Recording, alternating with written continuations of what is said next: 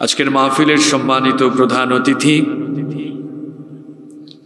বিশিষ্ট সমাজসেবক, বিশিষ্ট রাজনীতিবিদ, ইসলামী আন্দোলনের বীর সিপাহ সালার, অসংখ্য শহীদের রক্তস্নাত কাফেলা, বাংলাদেশ ইসলামী ছাত্র শিবিরের সাবেক কেন্দ্রীয় সভাপতি,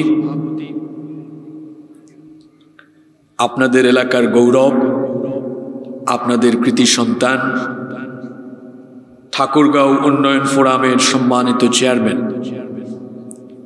বিগত স্বৈরাচারী সরকারের সময়ে যিনি লম্বা সময়ে কারা নির্যাতিত ছিলেন এবং এক টানা 56 দিন যাকে রিমান্ডে রেখে তৎকালীন স্বৈরাচার সরকার নির্মম নির্যাতন তার উপরে চালিয়েছিল। এ যেন স্টেজে আমরা এক জীবন্ত শহীদকে দেখতে পাচ্ছি। এমন কোনো নিপীড়ন নেই যা স্বৈরাচারেরা তার উপরে করেনি। আমি এগুলো বলে আমি এখানে সময় আর ক্ষেপণ করছি না, কারণ আপনারা জানেন আমার ভাইকে কি পরিমাণ নিপীড়ন করা হয়েছে। এক টানা রিমান্ডে রেখে নির্যাতনের পর নির্যাতন করা হয়েছে। আদালত চত্বরে আপনারা দেখেছেন টিভি চ্যানেলে, পুলিশেরা তাকে কাঁধে করে বহন করে আদালতে বহুবার উঠিয়েছে।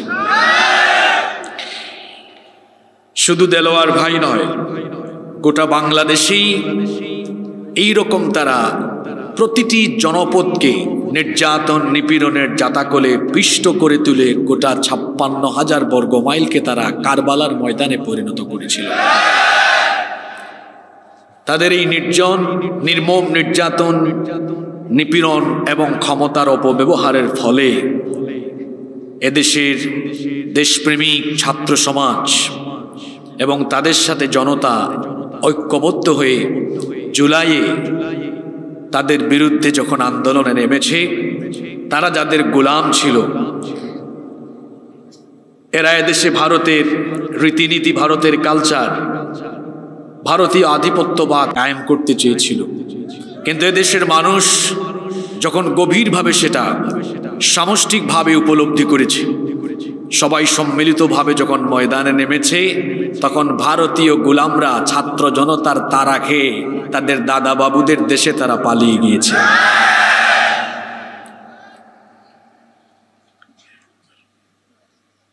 আপনাদের গৌরব, আপনাদের কৃতি সন্তান, এ যুগের খাব্বাব ইবনুল আরাত দেলোয়ার ভাই, আমরা দোয়া করছি আল্লাহ তাআলা তাকে হায়াতান তাইয়্যিবাহ, সিহহাতান কুল্লিয়া দান করেন এবং এই ঠাকুরগাঁওয়ের মানুষের উন্নয়নের জন্য আল্লাহ তাআলা তাকে কবুল করে নেন। আজকের মাহফিলের সম্মানিত বিশেষ অতিথি, 17 নং জগন্নাথপুর ইউনিয়ন পরিষদের সফল চেয়ারম্যান জনাব মুস্তাফিজুর রহমান লিটন, জনাব মোহাম্মদ ইকবাল হোসেন ফিরোজ, জনাব মোহাম্মদ নজরুল ইসলাম, জনাব আলহাজ মোহাম্মদ আজগর আলী, জনাব মোহাম্মদ মোতার হোসেন মনির, জনাব মোহাম্মদ জুয়েল ইসলাম, আল্লাহ সবাইকে দ্বীনের জন্য কবুল করেন। আমার আগে বক্তব্য রেখেছেন বিশিষ্ট আলেমে দ্বীন মাওলানা আলহাজ আনম আব্দুল হাকিম জিহাদি হাফিজাহুল্লাহ ওয়া রাআহ। বক্তব্য রেখেছেন আমার অত্যন্ত প্রিয় ভাই জনাব মাওলানা মাহফুজ আল আজাদি হাইয়াহুল্লাহ ওয়া আতালাল্লাহু আমরাহ ওয়া বারাকাল্লাহু ফি হায়াতিহি। আমরা সবাই বলি আমিন। আমার ডানে বামে বসে আছেন আমাদের মাথার তাজ শ্রদ্ধাভাজন ওলামায়ে কেরাম। এখানে এমনও অনেক ওলামায়ে কেরাম এসেছেন যারা আমাকে 24 ঘন্টা পড়াতে পারবেন। এসেছেন অনেক মাদ্রাসার আসাতিজায়ে কেরাম, এসেছেন বিভিন্ন মসজিদের খুতাবা এবং আইম্মায়ে কেরাম। আল্লাহ সবার ইজ্জত সম্মান বাড়িয়ে দেন। এসেছেন বিএনপি জামাতের নেতৃবৃন্দ, আমার সামনে বসা পিতৃতুল্য সম্মানিত মুরব্বিয়ানে আযম, যুগে যুগে আল্লাহর জমিনে আল্লাহর দ্বীন প্রতিষ্ঠায় যারা অগ্রসেনানীর ভূমিকা পালন করেছেন, আমার কলিজার টুকরা প্রিয় যুবক, তরুণ এবং ছাত্র ভাইয়েরা, পর্দার অন্তরায় থেকে শ্রবণরতা সম্মানিতা মা এবং বোনেরা, উপস্থিত মিডিয়ার প্রিয় কর্মী এবং সাংবাদিক ভাইয়েরা, প্রশাসন এবং গোয়েন্দা সংস্থার সম্মানিত ভাইয়েরা, প্রিয় তিলডাঙ্গি, দৌলতপুর তথা আমার প্রিয় ঠাকুরগাঁওবাসী, আপনারা সবাই কেমন আছেন? আমাকেও আপনারা জিজ্ঞেস করেছেন, এজন্য আপনাদের প্রতি কৃতজ্ঞতা জ্ঞাপন করছি। আলহামদুলিল্লাহ আলা কুল্লি হাল ও ফি কুল্লি মাকান। আলহামদুলিল্লাহ, মহান রব আমাকেও ভালো রেখেছেন, আমাদের সবাইকে সুস্থতার সাথে বাঁচিয়ে রেখে আজকের এই সুন্দর বরকতময় নান্দনিক এবং জান্নাতি এই আয়োজনে আমাদেরকে শামিল হওয়ার তৌফিক যিনি দান করেছেন, গলার আওয়াজ বড় করে সবাই বলেন তো তিনি কে? সেই মহান রবের জন্য হৃদয়ের সবটুকু ভালোবাসা, আবেগ, অনুভূতিকে উজাড় করে দিয়ে খুশি মনে প্রাণবন্ত আওয়াজে উচ্চ কণ্ঠে কালিমাতুশ শুকর আদায় করে আমরা সকলেই পড়ছি আলহামদুলিল্লাহ। মানুষের জীবনে সময় হচ্ছে সবচাইতে মূল্যবান সম্পদ। আরবিতে একটি প্রবাদ আছে, আল ওয়াক্তু কাসসাইফ ইল্লাম তাকতাহু ফাইন্নাহু কাতাক। অর্থাৎ সময় হলো ধারালো তরবারির মতো। এই তরবারি তার কাজ হলো আমরা জানি ক্ষতবিক্ষত করা, টুকরা টুকরা করা। ইল্লাম তাকতাহু ফাইন্নাহু কাতাক। সময়কে আপনি টুকরা টুকরা করতে পারবেন না, কিন্তু সময়ের অপব্যবহার যদি আপনি করেন, আপনার যৌবন, আপনার জীবন, আপনার কেরিয়ার, দুনিয়া, আখেরাত সব ক্ষতবিক্ষত হয়ে যাবে, বিফল হয়ে যাবে, ধ্বংস হয়ে যাবে। এজন্য সময়কে কাজে লাগাতে হয়। গোটা দুনিয়ার সকল সম্পদ দিয়ে জীবনের ফেলে আসা সময়কে ফিরিয়ে আনা যায় না, কিন্তু সময়কে কাজে লাগিয়ে সম্পদ উপার্জন করা যায়। যেহেতু সময় মানুষের জীবনের সবচেয়ে গুরুত্বপূর্ণ মূলধন, সবচেয়ে গুরুত্বপূর্ণ সময়, তাফসির মাহফিলে, কোরআনের মাহফিলে বসে অহেতুক কথা বলে, আজে বাজে কথা বলে আমরা কোনো সময় নষ্ট করব না। মোনাজাতের আগ পর্যন্ত আল্লাহর কালাম আমরা আদবের সাথে শুনব ইনশাআল্লাহ। কোরআন শোনার আদব আছে, কোরআন শোনার কি আছে? আদব আছে। আর এই আদব শিখিয়েছেন মোল্লা না আল্লাহ। কিভাবে আল্লাহর কালাম শুনতে হয়, কোরআনে কারীম শোনার আদব কেমন, রব্বুল আলামিন আমাদেরকে শিখালেন। আল্লাহ তাআলা বললেন, ইযা কুরিআল কুরআনু ফাসতামিউ লাহু ওয়া আনসিতু লাআল্লাকুম তুরহামুন। যখন কোরআন পাঠ করা হয়, যখন কোরআনের আলোচনা হয়, ফাসতামিউ লাহু, দিলের কান দিয়ে তা শ্রবণ করো। এমনটা যেন না হয় যে তোমাদের এক কান দিয়ে ঢুকিয়ে অন্য কান দিয়ে বের করে দিবে। এরকম অমনোযোগী হয়ে আল্লাহর কালাম শোনা যাবে না, বরং দিলের কান দিয়ে মনোযোগের সাথে আল্লাহর কালাম শুনতে হবে। এটা হলো 1 নম্বর আদব। আর 2 নম্বর আদব হলো আশেপাশে যারা আছে তাদের সাথে পারস্পরিক কথা বলা যাবে না, কনসেন্ট্রেশন ব্রেক করা যাবে না। আবুল তাবুল কোনো কথাবার্তা বলে সময় নষ্ট করা যাবে না। আল্লাহ বলছেন ওয়া আনসিতু, কোরআন পড়া হলে, কোরআনের আলোচনা হলে নীরব হয়ে যাও, চুপচাপ হয়ে যাও, কথাবার্তা বলো না। কারণ যখন আল্লাহর কথা শুরু হয় তখন আমার আপনার মতো দুর্বল বান্দার কথার কোনো দাম থাকতে পারে? সেই আল্লাহ বলছেন ওয়া আনসিতু, চুপচাপ হয়ে যাও, নীরব হয়ে যাও। এই দুটো কাজ যদি আমরা করতে পারি, 1 নাম্বার হলো যদি আমরা মনোযোগী হতে পারি, 2 নাম্বার যদি আমরা নীরব থাকতে পারি, তাহলে কি হবে? আল্লাহ তাআলা বলছেন লাআল্লাকুম তুরহামুন, আশা করা যায় তোমাদের উপরে আল্লাহ রহম করবে। এই দুটো কাজ ঠাকুরগাঁওয়ের মানুষ করতে পারবেন তো ইনশাআল্লাহ। আপনারা খুব নীরব মানুষ, অ্যাক্টিভ শ্রোতা, খুব পছন্দ হয়েছে আপনাদেরকে। আমার বাড়ি সিলেটে, আমাদের সিলেটেও এই পরিবেশ পাওয়া যায় আলহামদুলিল্লাহ। এই পরিবেশটাকে আমরা কয়েক মিনিট বজায় রাখতে পারবো ইনশাআল্লাহ। তাহলে চলুন আমরা আরম্ভ করি, আমরা স্টার্ট করি। একটা বাচ্চা ছেলে হারিয়ে গেছে, 7 বছরের মেহেদি।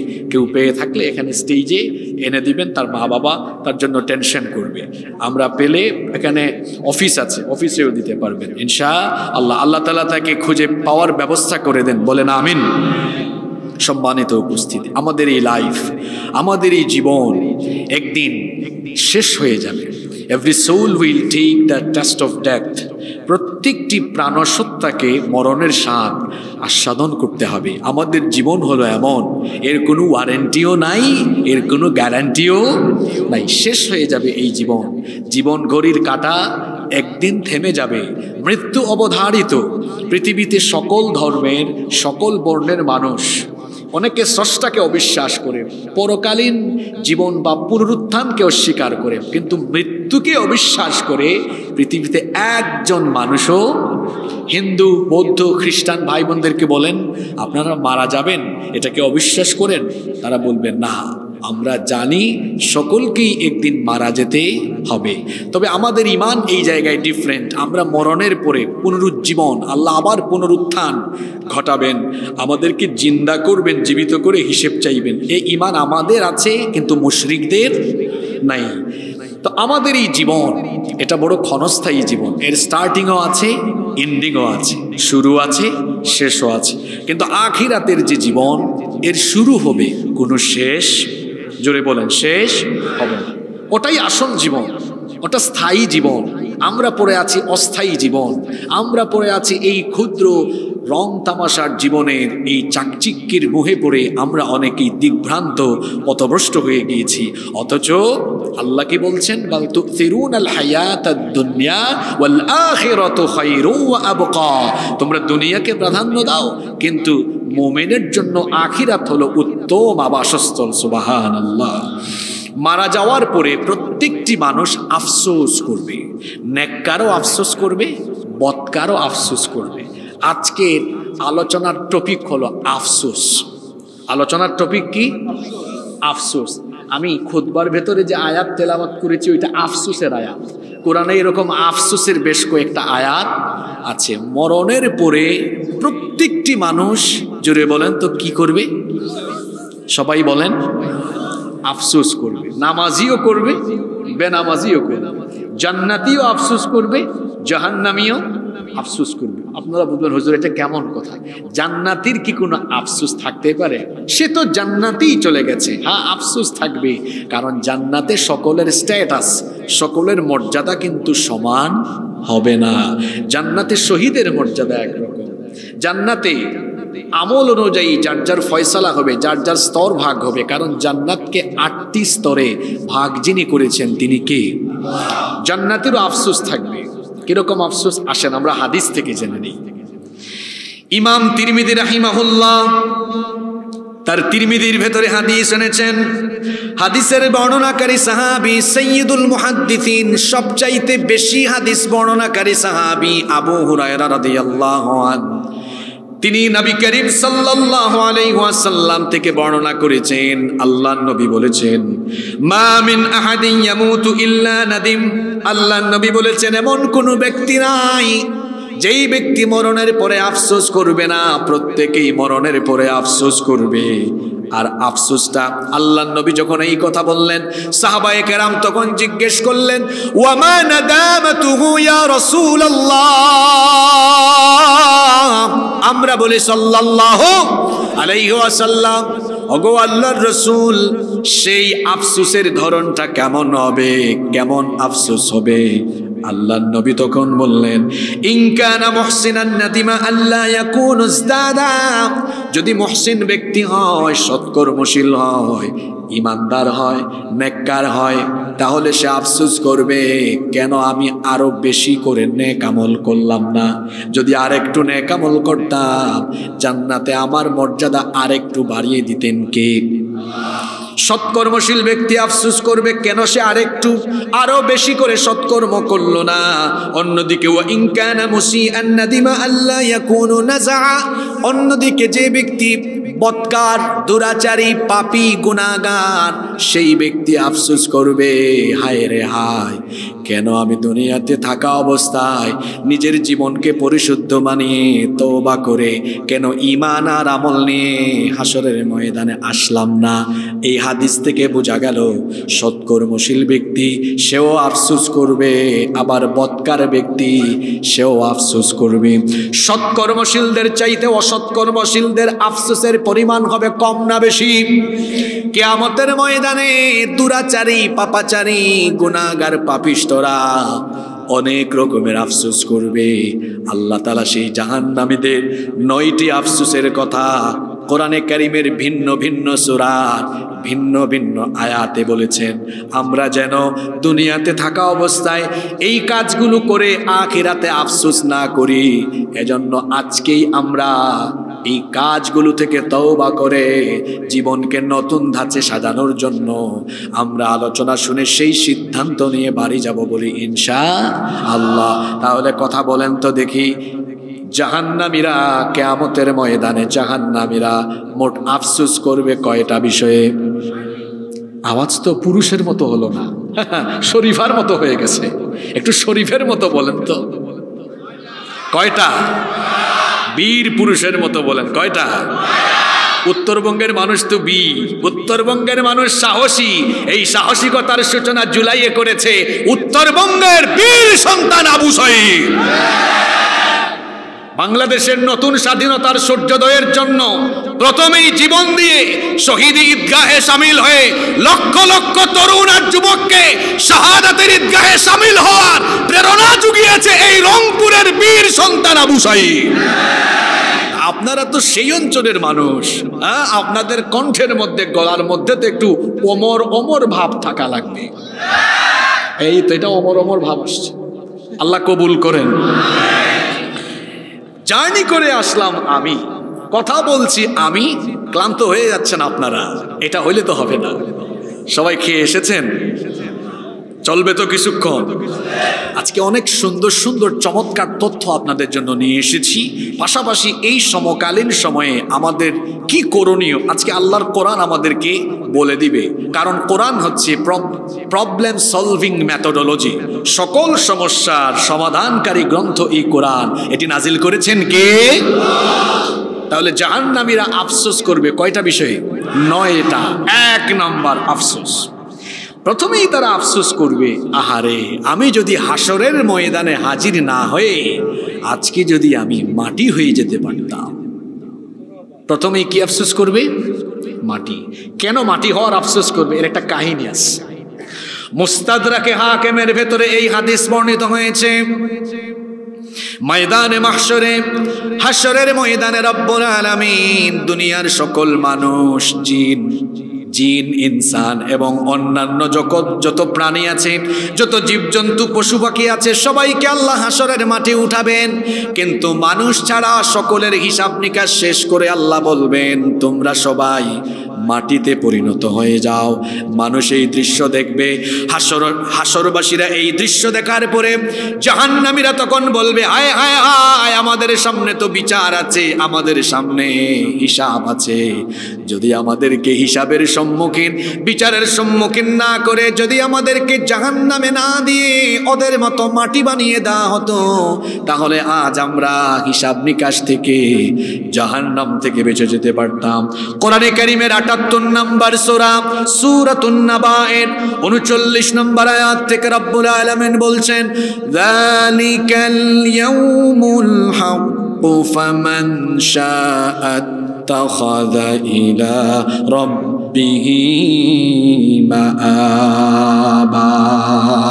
আল্লাহ তাআলা বলছেন এটাই হচ্ছে সেই মহাসত্যের দিন, যে ব্যাপারে আল্লাহ ওয়াদা করেছেন এই দিন ঘটবেই ঘটবে, এটা সেই ওয়াদা করা দিন।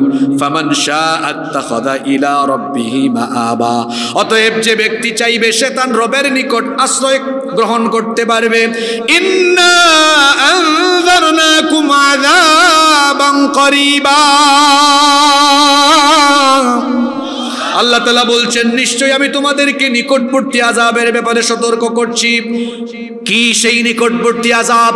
কোন সেই দিন? আল্লাহ বলছেন, ইয়াউমা ইয়ানদুরুল মারউ মা কদ্দামাত ইয়াদাহু ওয়া ইয়াকুলুল কাফিরু ইয়া লাইতানি কুনতু তুরাবা।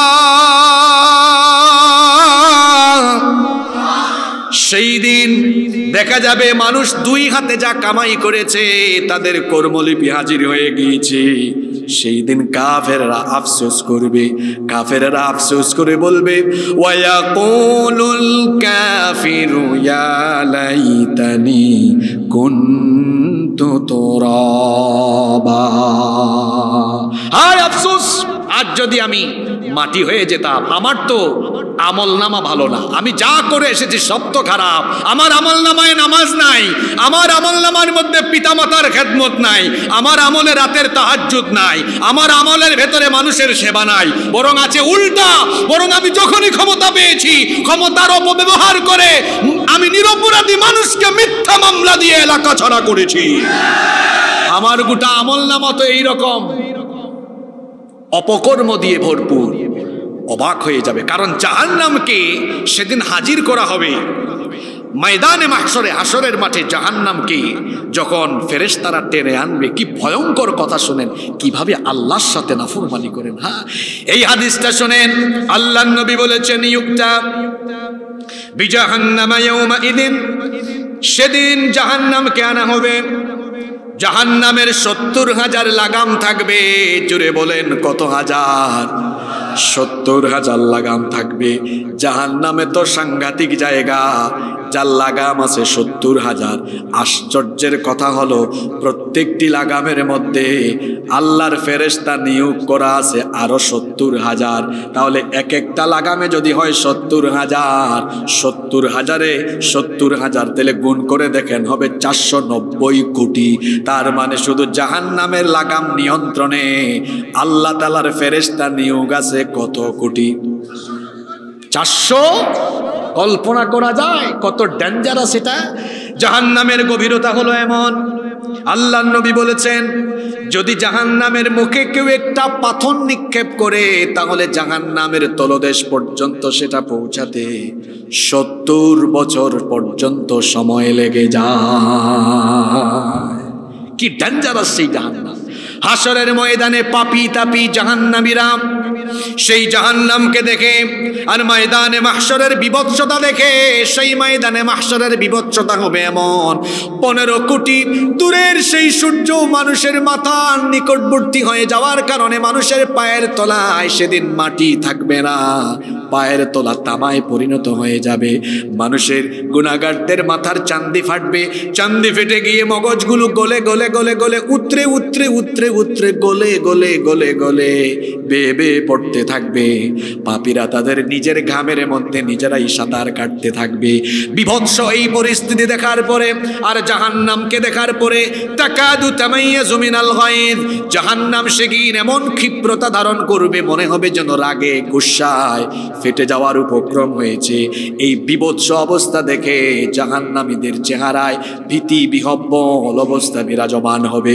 আর এটা দেখার পরে তারা বলবে, হায় আমি যদি মানুষ না হয়ে আজকে মাটি হয়ে যেতাম তাহলে আমি বেঁচে যেতাম। তাহলে জাহান্নামীরা ময়দানে মাহশরে, হাসরের ময়দানে আফসোস করে কি হয়ে যেতে চাইবে? আরো জোরে বলেন, কি হয়ে যেতে চাইবে? মনোযোগ আছে তো? সামনের পয়েন্টগুলো কিন্তু খবর আছে, আপনার আশপাশের সাথে মিলবে। মনোযোগ থাকবে। 2 নম্বর আফসোস, 2 নম্বর আফসোস তারা করবে। আফসোস করে করে তারা বলবে, হায় হায় হায়, দুনিয়াতে কেন নেক আমল করে কিছু নেক আমল আমি আগেই পাঠিয়ে রাখলাম না। যদি নেক আমল করতাম আজকে সেগুলো আমার কাজে লাগতো। কিয়ামতের ময়দানে আমল ছাড়া অন্য কোনো কিছু কাজে লাগবে।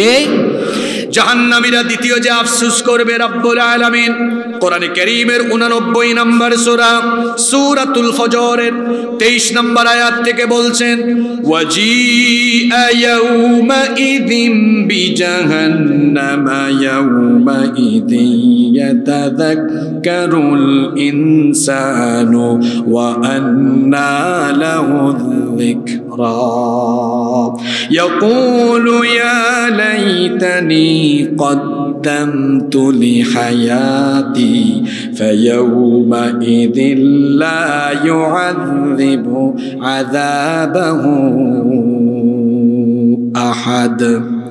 আল্লাহ তাআলা বলছেন, ওয়াজিআ ইয়াউমাইযিন বিজাহান্নাম, সেদিন যখন জাহান্নামকে আনা হবে, ইয়াতাযাক্কারুল ইনসানু ওয়া আন্না লাহুয যিকরা, জাহান্নাম সচক্ষে দেখার পরে মানুষ তার রবকে স্মরণ করবে। আল্লাহ বলছেন, এখন আর সেই স্মরণ করে কি আর লাভ, কারণ তুমি সময় থাকতে সময়ের দাম দাও নাই। তখন জাহান্নামীরা বলবে, ইয়াকুলু ইয়া লাইতানি কদ্দামতু লিহায়াতি, হায় আফসোস যদি আমি আগে ভাগে আমল করে পাঠিয়ে রাখতাম, আগের জীবনে আমি যদি কিছু আমল করে পাঠাতাম, আগের সময় যদি ফিরে পাইতাম, আমি যদি আমল করে আগের জীবন থেকে আমল করে যদি কিছু পাঠিয়ে রাখতাম, আজকে সেই আমল আমার কাজে লাগতো। এখন আমল করেন না, আমার কলিজার টুকরা যুবক ভাইয়েরা যৌবন আছে নামাজে যায় না, তারুণ্য আছে নামাজে যায় না, অপেক্ষা করে আমার চুল পাকুক দাড়ি পাকুক, আমি একটু বুড়া হই, হাতে লাঠি নেই, তারপরে নামাজে যাব। এমনটা আকাঙ্ক্ষা আপনি কেমনে করলেন? কারণ এটা শয়তানের পজিটিভ ধোঁকা। কোন মানুষ বুড়া হবে, কোন মানুষ বুড়া হবে না, এটা একজন ছাড়া কেউ জানে না, তিনি কে? There is no serial of death. মৃত্যুর কোনো সিরিয়াল দেখেন না সমাজে? মাঝে মাঝে আবু বকর, আব্দুল জব্বার, আব্দুল করিম বয়স 18 বছর 20 বছর তার বাপের আগেই মারা যায়। দেখবেন ঠাকুরগাঁওয়ে মাঝে মাঝে এমন দৃশ্য দেখা যায়, নাতির লাশ দাদা কবরে নামায়, ছেলের লাশ বাবা কবরে নামায়, হয় কি হয় না? আমার যুবক ভাইদেরকে বলবো, এখন যদি এই সময়টাতে তারুণ্য আর যৌবনে যদি আপনি আল্লাহর ইবাদত না করেন, আফসোস করবেন, হায় হায় হায়, কেন আমি আমার তারুণ্য কাজে লাগালাম না? আর যৌবনের ব্যাপারটাই তো আলাদা। কারণ ইবনে মাসউদ রাদিয়াল্লাহু আনহু হাদিস বর্ণনা করেছেন, তিনি বলেছেন, লা তাজুলু কদামা ইবনি আদম মিন ইনদি রাব্বিহি হাত্তা ইউসআলা আন খামসিন, 5 প্রশ্নের জবাব না দিয়ে কিয়ামতের ময়দানে কোনো মানুষ কদম নড়াতে পারবে না। তার মধ্যে একটা প্রশ্ন থাকবে, আন শাবাবিহি ফিমা আবলাহু, তোমার যৌবনকাল কোথায় কিভাবে কাটিয়েছো? এই যৌবনের হিসাব যার কাছে দিতে হবে। গলার আওয়াজ বড় করে সবাই বলেন, তিনি কে? এজন্য আল্লাহর নবী বলেছেন, ইখতানিম, তুমি গনিমত মনে করো, শাবাবাকা ক্বাবলা হারামিক, বৃদ্ধ হওয়ার আগে যৌবনকালকে তুমি তোমার জন্য গনিমত মনে করো। যৌবনকালকে গনিমত মনে করে যে যুবক তার যৌবনকাল, যে তরুণ তার তারুণ্য আল্লাহর পথে দিতে পারবে, ইবাদত বন্দেগীতে কাটাতে পারবে। বিখ্যাত হাদিসের অনেকগুলো গ্রন্থ, মুসলিম, তিরমিজি, নাসাই, ইবনে মাজাহ সহ অনেকগুলো হাদিসে এই হাদিস একযোগে বর্ণিত হয়েছে। আল্লাহর নবী বলেছেন, সাবাতু ইউযিল্লুকুমুল্লাহু ফি যিল্লিহি ইয়াওমা লা যিল্লা ইল্লা যিল্লু, 7 শ্রেণীর মানুষকে রব্বুল আলামিন কিয়ামতের ময়দানে তার আরশে আজিমের নিচে ছায়া দিবেন, যেদিন আল্লাহর আরশের ছায়া ছাড়া আর কোনো ছায়া থাকবে না। তার মধ্যে এক শ্রেণীর মানুষ হলো তারা, ওয়াশাবুন নাশাআ ফি ইবাদাতিল্লাহ, যেই যুবক তার যৌবনকাল আল্লাহর পথে বিলীন করেছে। এখন অনেক যুবক তরুণকে দেখা যায় যৌবন আল্লাহর কাছে বিক্রি করে না, তার যৌবন সে বিক্রি করেছে বেনামাজি বেঈমান নেতাদের চামচামির জন্য। ও যুবক ভাইরা, keep in your mind, youth is not a gift given by your leader. যৌবন আপনার নেতার দেওয়া গিফট নয়, এই যৌবন যিনি দিয়েছেন তিনি কে? Youth is called the golden season of human life. যৌবনকালকে মানুষের জীবনের স্বর্ণালী সময় বলা হয়। আল্লামা ইমাম ইবনুল কাইয়্যিম রাহিমাহুল্লাহ তিনি বলেছেন, যৌবন হলো কচু পাতার মতো। কিসের মতো? কচু পাতায় পানি পড়লে কচু পাতার পানি টলমল টলমল করে, হঠাৎ করে সেটা পড়ে যেতে পারে। আমাদের যৌবন চরিত্র বিধ্বংসী চতুর্মুখী উপাদান দ্বারা বেষ্টিত। আমরা একটু গাফেল হলেই আমাদের চরিত্র বিধ্বংসী এই উপাদানগুলো আমাদের যৌবনকে একেবারে শেষ করে দিতে পারে। এজন্য এই যৌবন আর তারুণ্য কারো চামচামির জন্য নয়, এই যৌবন আর তারুণ্যকে ওয়াকফ করতে হবে আল্লাহর জমিনে আল্লাহর দ্বীন কায়েমের জন্য। রাজি আছেন যুবক ভাইয়েরা?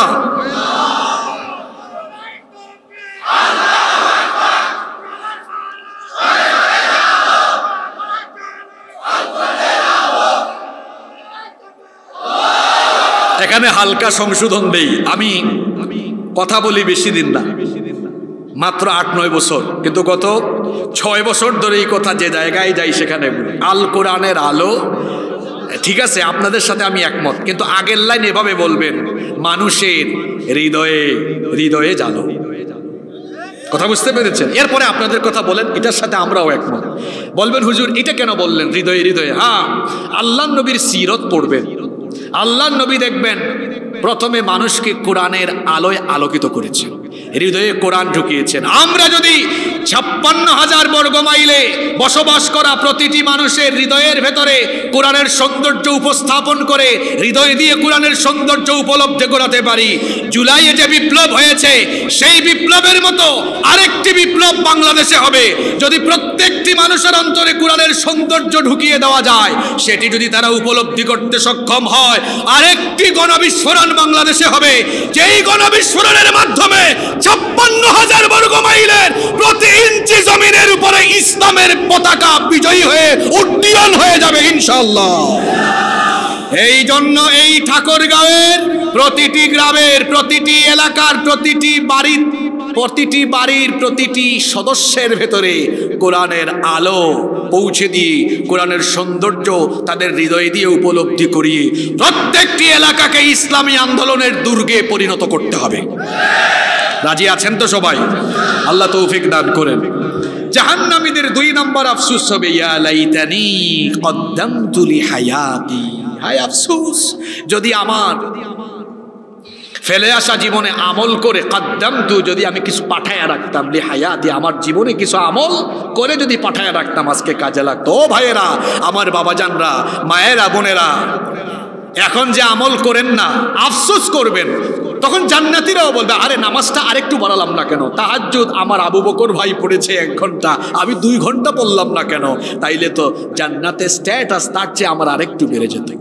মুমিনরা প্রতিযোগিতা করবে তাকওয়ার কাজে, কল্যাণের কাজে। রাসূলের সাহাবীরাও তাই করতেন, আর আল্লাহ সেটা করতে আদেশও, আল্লাহ আদেশ দেন নাই? আল্লাহ বলেছেন তাআওয়ানু আলাল বিররি ওয়াত তাকওয়া ওয়ালা তাআওয়ানু আলাল ইসমি ওয়াল উদওয়ান।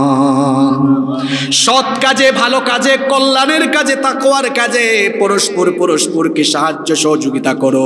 এখানে প্রতিযোগিতাও করা যাবে, কিন্তু অসৎ কর্মে, গুনাহের কাজে, সীমা লঙ্ঘনের কাজে একজন আরেকজনকে কোনো ধরনের সহযোগিতাও করা যাবে না। এই ক্ষেত্রে কোনো প্রতিযোগিতাও করা যাবে। জাহান্নামীরা কিয়ামতের ময়দানে 3 নম্বর আফসোস করবে, যদি আমাকে আমলনামা না দেওয়া হতো। আমলনামা হাতে পেয়ে আফসোস করবে, এটা না দিলেই ভালো হতো। বলেন তো, যারা এসএসসি এইচএসসি পরীক্ষায় ফেল করে, তারা কি একাডেমিক ট্রান্সক্রিপ্ট মার্কশিট হাতে পেয়ে তারা কি আনন্দে খুশি হয় নাকি? খুশিতে আত্মহারা হয় নাকি? বরং সে আরো বলে, রেজাল্ট না দিলেই ভালো হইতো, আমার ইজ্জত ঠিকতো। যেমন মাঝে মাঝে দেখবেন অটো পাস হলার আবার রাগ কইরেন না, যখন পরীক্ষা হয় নাই ভালো ছাত্র হয়েছে, তখন কিন্তু খারাপ ছাত্ররা খুশি হয়ে গেছিল বেশি। কিন্তু মুমিনরা কখনো পরীক্ষা আসলে পরে বিচলিত হয় না।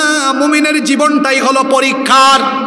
যেমন আমাদের জাতির পিতাকে সাহস করে কইতে বললেন না, জোর করে কি জাতির ঘাড়ে জাতির পিতা চাপিয়ে দেওয়া যায়? জাতির পিতা বানিয়েছেন কে? সেই আল্লাহ বলছেন, মিল্লাত আবিকুম ইব্রাহিম, তোমাদের মিল্লাতের পিতা হলেন ইব্রাহিম আলাইহিস সালাম। সেই ইব্রাহিম আলাইহিস সালামের গোটা জীবনটাই পরীক্ষার ছিল। আমরা ইব্রাহিমের সন্তান, আমাদের জীবনেও পরীক্ষা আসবে। আমাদের পূর্বপুরুষরা পরীক্ষা আসলে বিচলিত হন নাই, জেল জুলুমে বিচলিত হন নাই। এই যে আমার বাম পাশে বসা দেলোয়ার ভাই, আপনারা দেখেছেন যতবার তাকে আদালতে তোলা হয়েছে মুখের মধ্যে হাসি ছিল। আমি কি বানিয়ে বললাম? ইমানদারেরা জুলুমে নির্যাতনে ভীত বিহব্বল হয় না। কোরআনওয়ালারা ফাঁসির কাছে গেলেও মুখের থেকে হাসি যায় না। আপনারা দেখেছেন এদেশে ইসলামী আন্দোলনের শীর্ষ নেতৃবৃন্দকে ফাঁসিতে ঝুলানো হয়েছে, কখনো বিচলিত হন নাই, ভি চিহ্ন দেখিয়ে হাসতে হাসতে ফাঁসির কাছে চলে গিয়েছে। ইমানদাররা কখনো জুলুমে নির্যাতনে বিচলিত হয় না, কারণ জুলুম নির্যাতন আসে মর্যাদা বাড়ানোর জন্য। জুলুম নির্যাতনে কেউ যদি শহীদ হয়ে যায়, শহীদের মর্যাদা সবার থেকে কম না বেশি? শহীদের মর্যাদা বেশি। জুলুমে নির্যাতনে আমরা বিচলিত হই না, কারণ আমরা জানি এই পথ হলো কণ্টকাকীর্ণ, এটা ফুল বিছানো পথ নয়। যুগে যুগে দিনের পথে যারা থেকেছেন তারা এভাবেই জুলুমের সম্মুখীন হয়ে ইমানের পরীক্ষায় অবতীর্ণ হয়েছেন। ঠিক কিনা? আমাদের পূর্বপুরুষ তো তারা যারা জ্বলন্ত অঙ্গারের উপরে ঈমানের পরীক্ষা দিয়েছেন, আমরা তাদের উত্তরসূরি যারা উত্তাল সাগরের উত্তাল তরঙ্গমালাকে পাড়ি দিয়ে আগ্নেয়গিরি অগ্নিকুণ্ডে নিক্ষিপ্ত হয়ে উত্তপ্ত বালুর উপরে ঈমানের পরীক্ষা দিয়েছেন, কোন জালেমের সাথে আপোষ করেন নাই। আমরা তাদের উত্তরসূরি, আমরা হাসতে হাসতে আল্লাহর দ্বীনের জন্য জীবন দিতে পারি, কিন্তু কোন জালেমের সামনে মাথা নত করার ইতিহাস আমাদের নয়।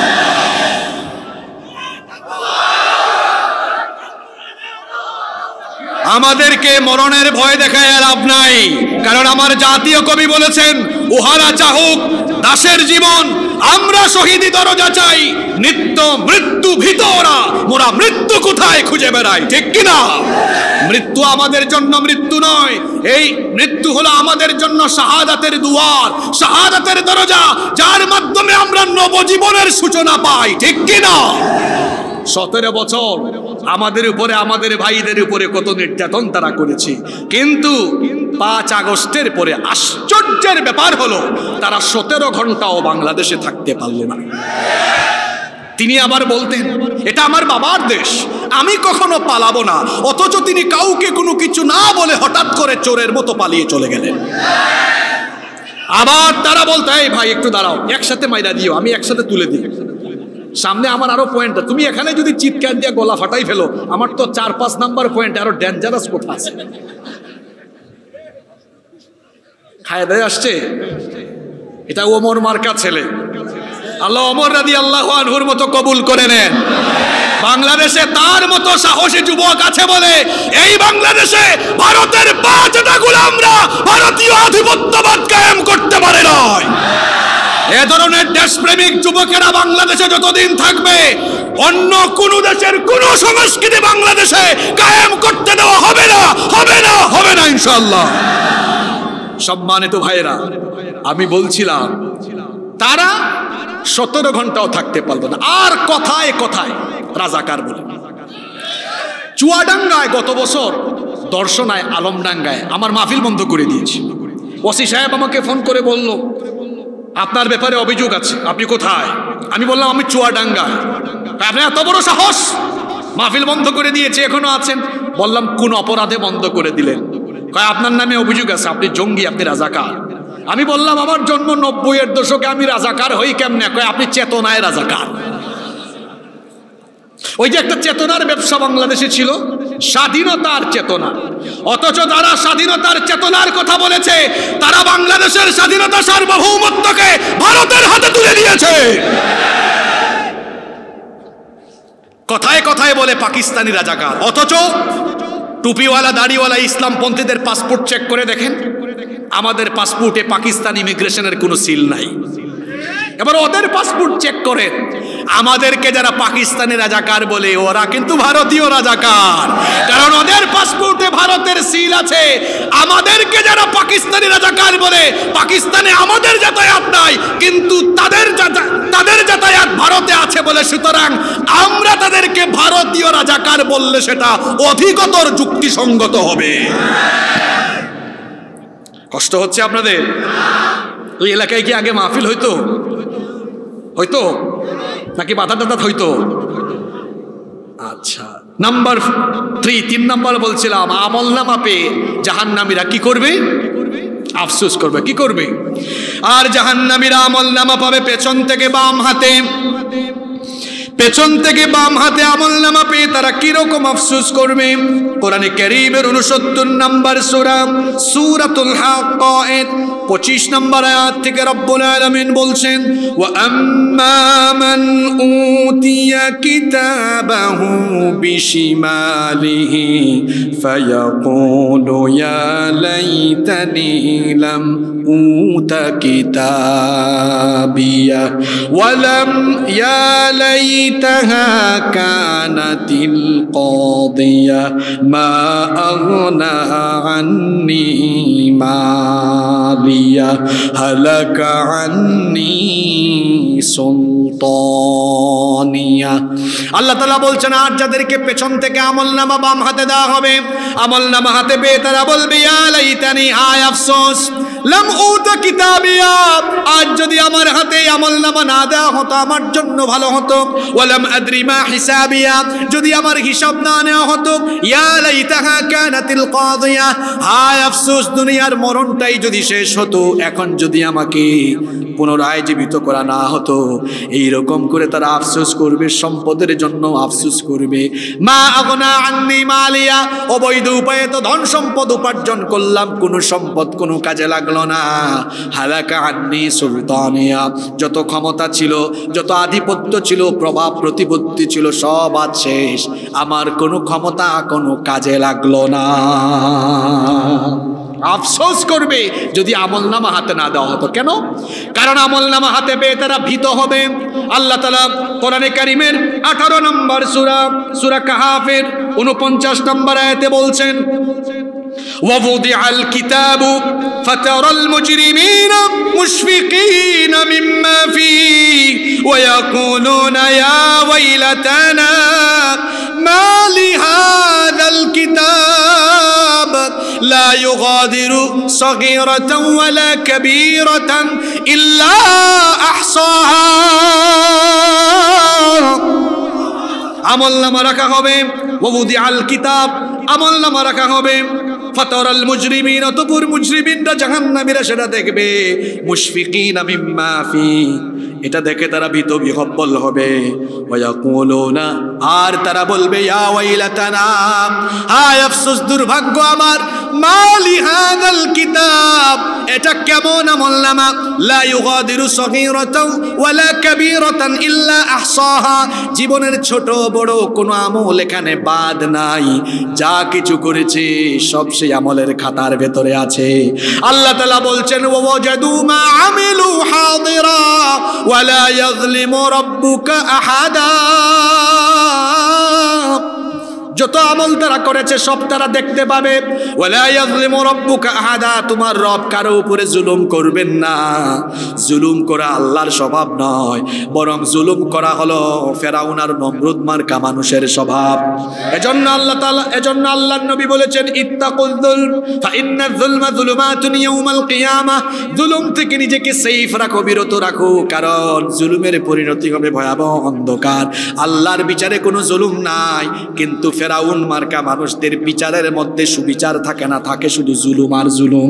এজন্য আপনারা জুলুমের বিচারে দেখেছেন, বাস পুড়াইছে একজন, মামলা খাইছে আরেকজন, অপরাধ করেছে একজন, সাজা পেয়েছে আরেকজন।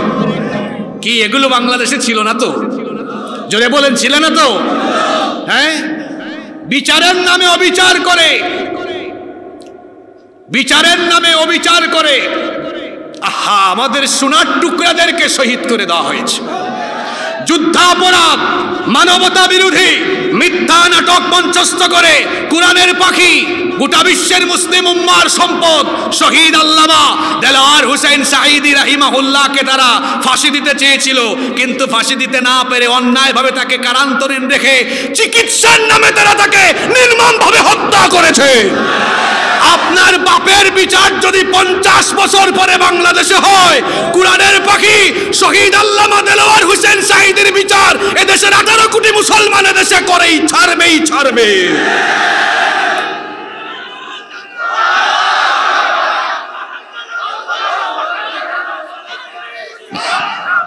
সম্মানিত ভাইয়েরা, সম্মানিত ভাইয়েরা, আল্লাহ তাআলার স্বভাবে জুলুম। এজন্য আল্লাহ বলেছেন, ওয়ালা ইয়াযলিমু রাব্বুকা আহাদা, তোমার রব কারো উপরে জুলুম করেন। 3 নম্বর আফসোসের কথা বললাম, তারা আমলনামা হাতে পেয়ে আফসোস।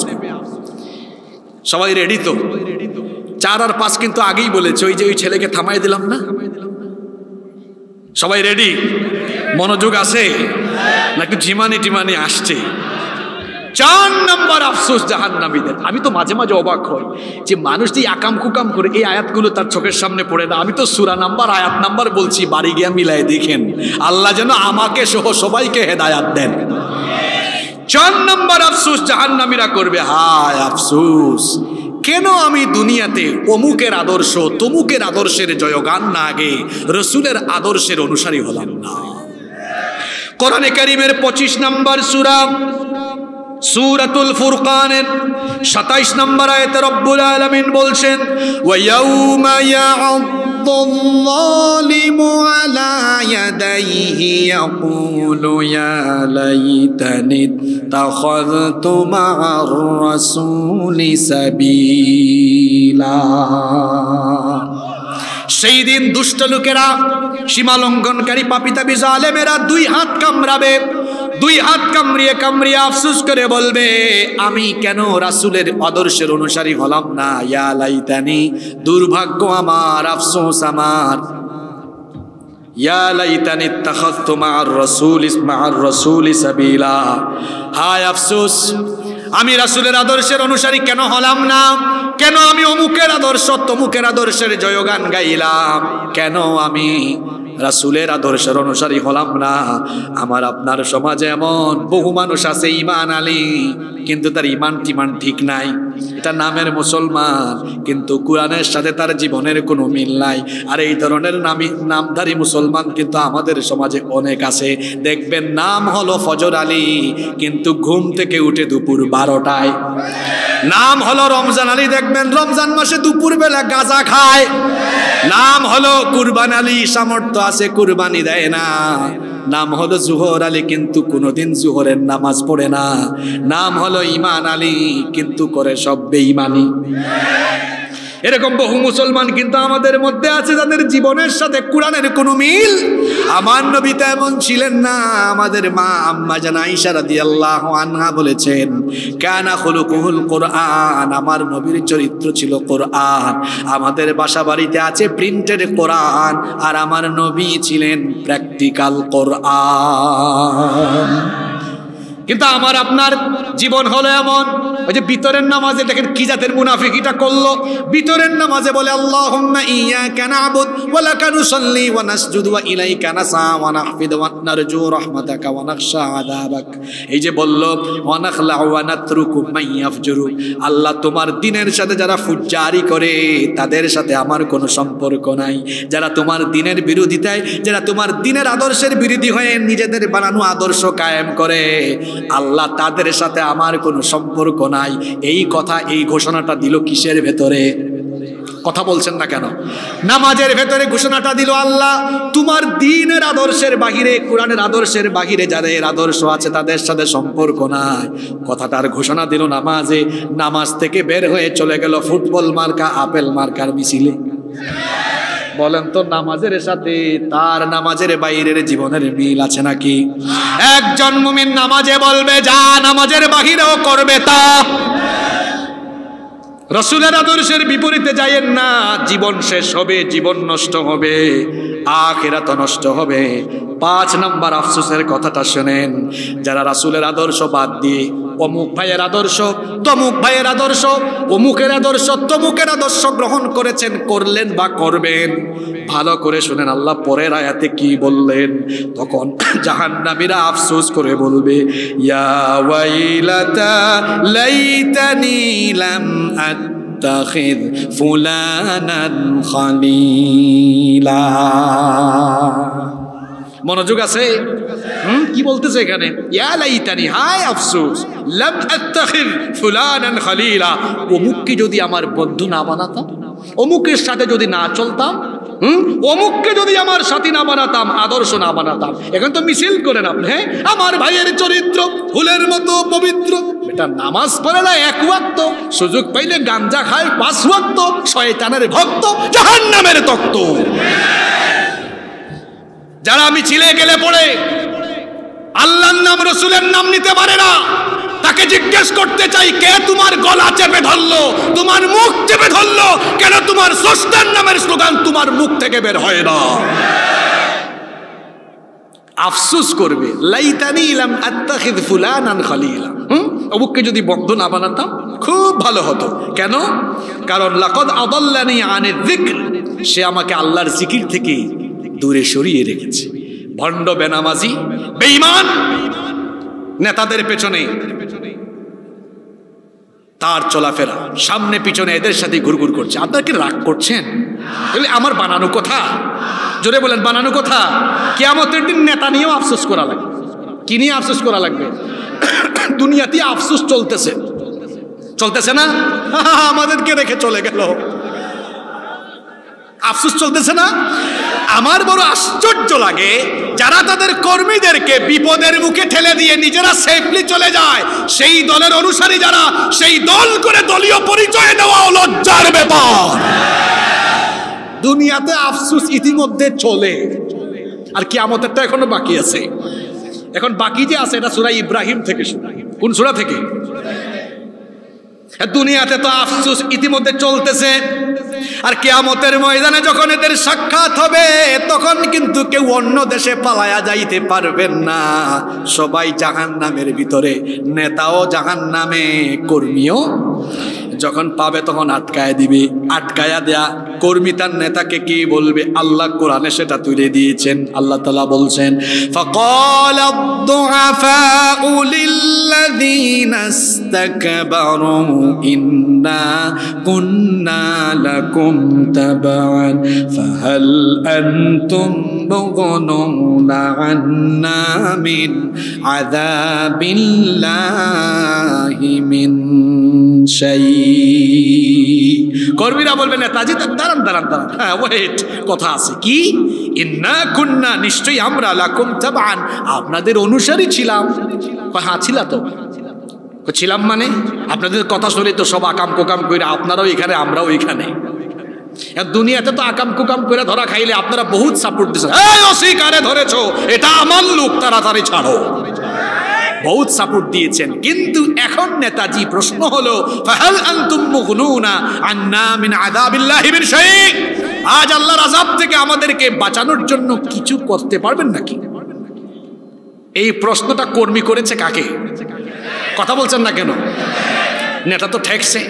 নেতার কামই হইল সুযোগ পাইলে একটু বক্তৃতা করা, সুযোগ পাইলে কি করা, ওই দিন ওই চান্স নিয়ে ফেলবে, বলবে দাদা আমার কিছু কথা আছে শোন। কর্মীরা বড় প্রত্যাশা নিয়ে বলবে দেখি নেতা কি বলে। তখন নেতা আফসোসের কথা সেখানেও শোনাবে, বলবে লাউ হাদানাল্লাহু লাহাদাইনাকুম, দেখ রে ভাই, আল্লাহ যদি আমাদেরকে হেদায়েত দিতেন তোদেরকেও আমরা হেদায়েতের পথে ডাকতাম। কি জাতের আফসোসের কথা শোনা। কর্মীরা বড় আশাই ছিল কিছু একটা বলবে, কিন্তু শুনাইছেও কি? আফসোস। কি শুনাইছে? কি চাচা কি হয়েছে? বসান। আমার চাচা কি যায় না আসে? 1 নাম্বার না 2 নাম্বার? আসলে বেশি রাত হয়ে গেলে এটার একটা সমস্যা। আপনারা কি আর কয়েক মিনিট থাকতে পারবেন? পারবেন পারবেন পারবেন? আফসোসের কথাটা শুনে জানা, কয় দেখ রে ভাই, আমারে আল্লাহ হেদায়েত দেন নাই, তোদেরকে কেমনে দিতাম? কর্মীর ভাই, এটা কোনো কথা হইল? ডাক।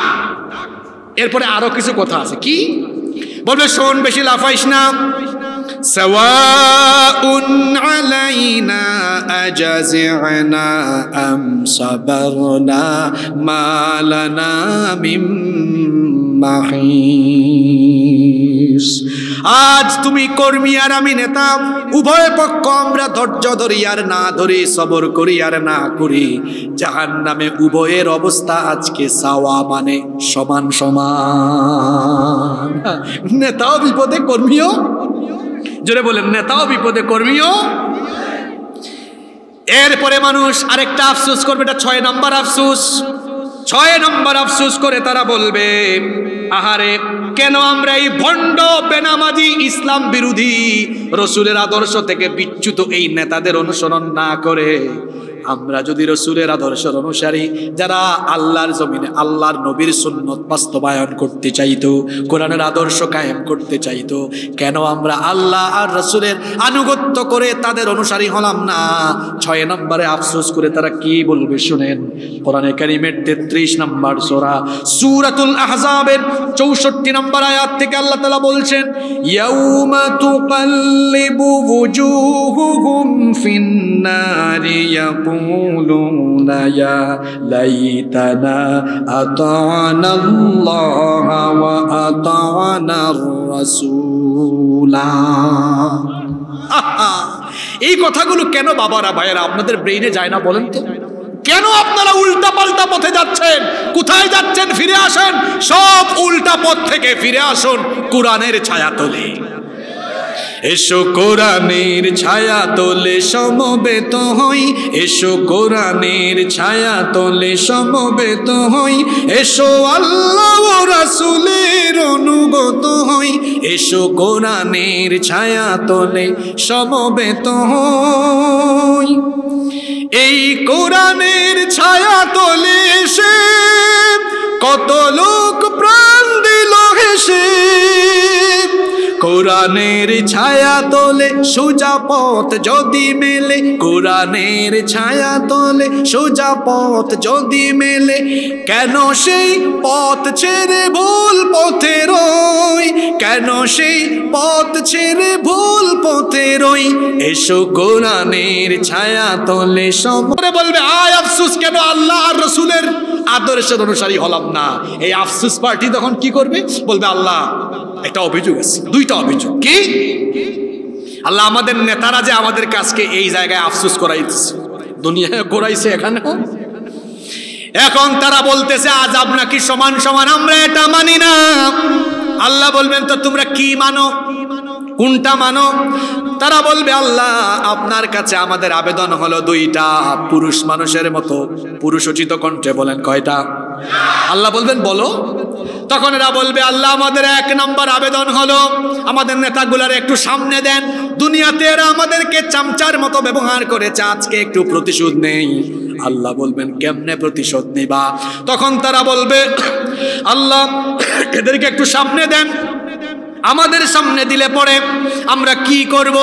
নাজআলহুমা তাহতা আকদামিনা লিয়াকুনা মিনাল আসফালিন, আমাদের সামনে দেন, এদের বুকের উপরে উঠে এদেরকে পদদলিত করে দলিত মথিত করে বেইজ্জত করে আমরা জাহান্নামে যাব। এটা আমাদের 1 নম্বর চাওয়া। নেতা সেদিন বুঝবে কর্মীর পায়ের গুতা খাবে। এক এরপরে বলবে আল্লাহ 2 নম্বর দাবিটা হলো, 2 নম্বর চাওয়া হলো আল্লাহ বলবেন বল। তখন তারা বলবে ইয়া লাইতানা, এখানেও ইয়া লাইতানা দেখেন, তারা বলবে ওয়াকালু রব্বানা ইন্না আতানা সাদাতানা ওয়া কুবারানা ফাআদাল্লুনা সাবিলা। হে আমাদের রব, আমরা আমাদের এই ইন্না আতানা সাদাতানা, আমরা আমাদের এই সাদাতানা অর্থাৎ আমাদের সর্দারদেরকে নেতাদেরকে অনুসরণ করতাম, ফাআদাল্লুনা সাবিলা, আর এরা আমাদেরকে গুমরাহির পথে ভ্রষ্টতার পথে নিয়ে গিয়েছিল। সুতরাং আপনার কাছে চাওয়া হলো, এরা বলতেছে আজকে আযাব নাকি সমান সমান হবে। আল্লাহ শুনেন, আমাদের চাওয়াটা হলো রব্বানা আতিহিম দি'ফাইনি মিনাল আযাবি ওয়ালআনহুম লা'নান কাবীরা। আমাদেরকে জাহান্নামে আপনি যে আযাব দিবেন, আমাদের নেতাগুলোর একটু ডবল কইরা দিয়েন। কি কইরা দিয়েন বলেন? আপনাদের হাসিয়েন না, হাসিয়েন না। ওই আখিরাতে পরকালে কিয়ামতে আফসোস করার আগে এই দুনিয়াতে বেনামাজি বেঈমান অনেক নেতা আছে, চেহারার দিকে তাকালে দেখতে চোরের মতো লাগে। এদের সঙ্গ ছেড়ে দিয়ে যাদেরকে দেখলে পরে রসুলের কথা মনে পড়ে, যাদেরকে দেখলে পরে রসুল প্রেম আসে, যাদেরকে দেখলে পরে সাহাবীদের কথা মনে পড়ে, তাদের সাথে আমরা থাকবো। কারা কারা রাজি আছেন দুহাত তুলে দেখান।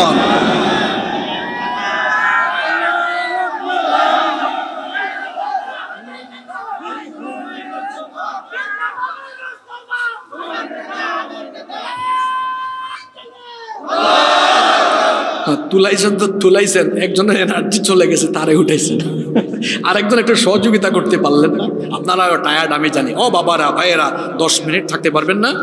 আমি 12টার পরে এমনিতেই মানুষকে রাখি না, কারণ ওয়াজ শোনা নফল, ফজর পড়া ফরজ। সামনে থেকে প্রতিটি এলাকায় আমরা 10টার ভিতরে কিভাবে মাহফিল শেষ করা যায় আমরা এই রীতি চালু করতে চাই। যুবক ভাইরা কি সহযোগিতা করবেন? আমাদের শরীর লানত দেয় আমাদেরকে। আমিও তো এখনো ইয়াং মানুষ, যুবক মানুষ, এরকম যদি রাত জাগাইয়া মাইরা ফেলেন আমাদের সাথে। শোনেন, আমরা তো সামান্য কোরআনের ছাত্র, আমাদের অনেক উস্তাদরা আছেন। আরে সেদিন আমার উস্তাদকে দেখলাম, ডক্টর BM মফিজুর রহমান আজহারি, নাম শুনছেন না আপনারা অনেকে? কত ধরনের সমস্যা ধরে গেছে। ওই যে আমার স্যারকেও, আমার উস্তাদকেও ওই জোয়ান বয়স থেকে মানুষ এইরকম রাত জায়গায় জায়গায় রাখছে। তিনি বিশ্ববিদ্যালয়ের প্রফেসর। একজন প্রফেসরকে আপনি একটা ব্যক্তি মনে করবেন না, তিনি একটা প্রতিষ্ঠান। একজন আলেম কিন্তু উম্মার বিরাট বড় সম্পদ। এজন্য বলা হয় মাউতুল আলেমি মাউতুল আলম। আলেমের মৃত্যু মানে একটা জগতের মৃত্যু। একদিনে আলেম হয় না, এটা হইতে 25-30 বছর সময় লাগে। যে রত্ন আমরা হারিয়েছি গত কয়েক বছরে, এত তাড়াতাড়ি পাবে? হ্যাঁ, চলে গিয়েছেন আমাদেরকে ছেড়ে আল্লামা আহমদ শফী, চলে গিয়েছেন জুনাইদ বাবুনগরী, চলে গিয়েছেন আল্লামা দেলাওয়ার হোসেন সাঈদ। এই রত্নগুলোকে কি আমরা যাদেরকে হারিয়েছি, এ ধরনের মানুষ পাওয়া কি এত সহজ? মাহফিলগুলোকে আমরা একটা সিস্টেমের ভেতরে নিয়ে আসবো। পারবেন? আমাকে 10 মিনিট সময় দিবেন না আপনারা? দিবেন তো? 10 মানে 10, আমি 10কে 11 করবো, একটু সহযোগিতা করবেন। পারবেন তো? শেষে দিয়ে একটা পয়েন্ট রাখছি, ওই যে আয়াত খুতবার ভেতরে পড়ছি ওইটাকে কৌশলে নিয়ে গেছি শেষে। বুঝতে পেরেছেন? শেষ ভালো যার, সব ভালো। এরপরে আসেন, আপনারা লিখে দেওয়া লাগবে না, মনে আছে আমার। 7 নাম্বার আফসোস করবে, 7 নাম্বার আফসোস করবে। কিয়ামতের ময়দানে জাহান্নামীরা জান্নাতীদের দিকে তাকায় দেখবে, জান্নাতীরা জান্নাতের নিয়ামতে আছে। তারা তো নামাজি ছিল, তারা তো কোরআনের পথে ছিল, দ্বীনের পথে ছিল, রাসূলের আদর্শের অনুসরণ করে জীবন পরিচালনা করত। সেই জান্নাতি মুমিনদেরকে জাহান্নামীরা দেখে আফসোস করে বলবে, ইয়া লাইতানি কুনতু মাআহুম ফাআফুজা ফাওজান আযীমা। হায় আফসোস, আমি যদি এদের সাথে দুনিয়ায় থাকতাম। এরা তো নামাজি ছিল, এরা তো কোরআনের আন্দোলনের সাথে সম্পৃক্ত ছিল। এদের সাথে যদি থাকতাম আমিও এদের মতো মহা সফলতা লাভ করতাম। 8 নাম্বার যে আফসোস তারা করবে, বিশেষ করে যারা মুশরিক, আল্লাহর সাথে যারা শিরক করেছে, শিরকের গুনাহ হলো সবচেয়ে বড় কবিরা গুনাহ।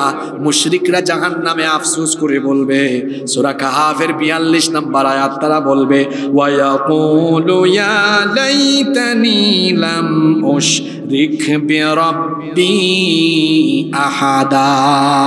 হায় আফসোস, আমি যদি আমার রবের সাথে শিরক না করতাম। শিরকের গুনাহ হলো সবচেয়ে মারাত্মক। শিরকের অনেক ধরন আছে, প্রকার আছে। শিরকে আকবার আছে, শিরকে আসগর আছে। আবার শিরক অনেকগুলো ক্ষেত্রে হয়। যেমন শিরক তাওহীদের ক্ষেত্রে তাওহীদের ধরনের উপর হয়। যেমন শিরক ফিল ইবাদা, ইবাদতের ক্ষেত্রে শিরক হয়। শিরক ফিল আসমাই ওয়াস সিফাত, আল্লাহর নাম এবং গুণের সাথে শিরক হয়। যেমন অনেকে বলে গাউসে আজম, গাউসে পাক, আল্লাহর গুণের সাথে মানুষকে গুণান্বিত করা আল্লাহর সাথে শিরক। ঠিক তেমনি ভাবে আশিরক ফিল উলুহিয়া, ক্ষমতা সার্বভৌমত্বের সাথে অনেকে শিরক করে। কয় সকল ক্ষমতার উৎস হলো, সকল ক্ষমতার উৎস কি? হায় রে জনগণ, তারা যদি সকল ক্ষমতার উৎস হয়, এই জনগণ তার নিজের 3.5 হাত বডির উপর তার ক্ষমতা আছে। যারা বলছে না আছে, না আছে, ক্ষমতা আছে। আপনার পেট ব্যথা, মাথা ব্যথা আপনি নিয়ন্ত্রণ করতে পারেন? পারেন না তো। যার 3.5 হাত বডির উপরে নিয়ন্ত্রণ নাই, কি হাস্যকর কথা, তারা নাকি সকল ক্ষমতার। ডায়রিয়া হইলে দৌড়াতো, পরে বলে আর উঠতে পারতেছি না, কুলাইতে পারি না গো। আছে না এরকম? সব ক্ষমতার মালিক কে? আন্নাল কুওয়াতা লিল্লাহি জামিআ তাবারাকাল্লাযী বিয়াদিহিল মুলক। সব ক্ষমতা যার হাতের মুঠায়। গলার আওয়াজ বড় করে বলেন, তিনি কে? 9 নাম্বারটা বাকি আছে গো। শেষ ভালো যার, সব ভালো। এটা বলবো না। যে 9টা আফসোস, এটা চলতেছে কোথায়? দুনিয়ায় না কিয়ামতে? জোরে বলেন তো, কোথায় কোথায় চলতেছে? 9 নাম্বার শেষ আফসোসটা শুনেন। আফসোস করে করে তাদের আফসোসের শেষ নাই। 9 নম্বরে তারা আফসোস করে বলবে, হায় হায় হায়, 20, 30, 40, 50, 60, 70 বছরের জীবনকে তো বিফল করে আসলাম। এখন যদি আমাকে আবার দুনিয়ায় পাঠায় দেওয়া হতো।